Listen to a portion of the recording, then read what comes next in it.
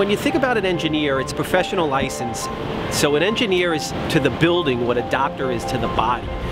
They provide feedback and guidance on how the building is and how it's acting, like a doctor might provide you with feedback and guidance on how your body is acting and how it's maturing.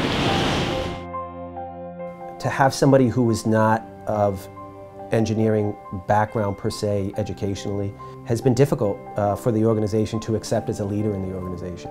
Whereas typically it's been engineers run by engineers. In order for us to break through that paper ceiling, we need to change that.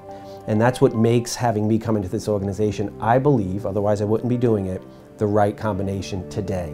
It may not have been the case 30 years ago, but it is the case today. The Criterium organization, has the ability to offer great service for great value to the local community.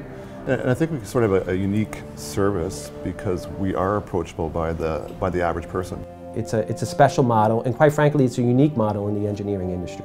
We're able to provide value down to the offices. The offices are able to still feel that they're running their own practices and have the control to make their own decisions, but at the same time have the guidance of history and of a firm that's done it since 1957. It allows for the expansiveness of an organization. It allows us to be able to have feet on the ground in every town and every main street across the United States. Most rewarding experience has actually been working with my clients.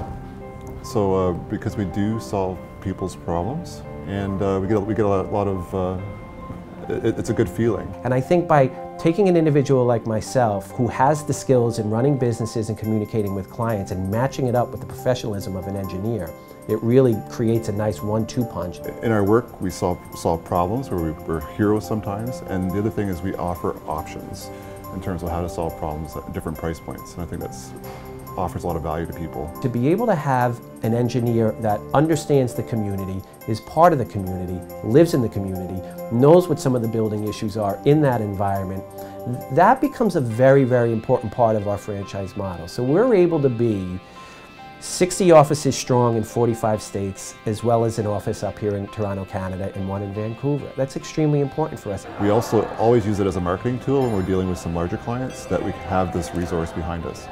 And actually, within the last year, we got quite a few comments about our office. Well, it appears to be a small office in the Toronto area. When they check out the website, it's like, hey, there's some credibility there. Right? There's like 70 offices across North America.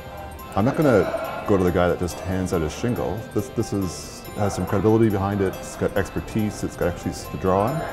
And plus, I get to meet the person that serves me right locally. My family's practice is the oldest practice in the organization. I have the knowledge of understanding what engineers go through because I grew up with it. I have the understanding of building and real estate because I grew up with it. I am involved in it, personally and professionally. The fact that the organization needs somebody with strong financial and business background really completes the story.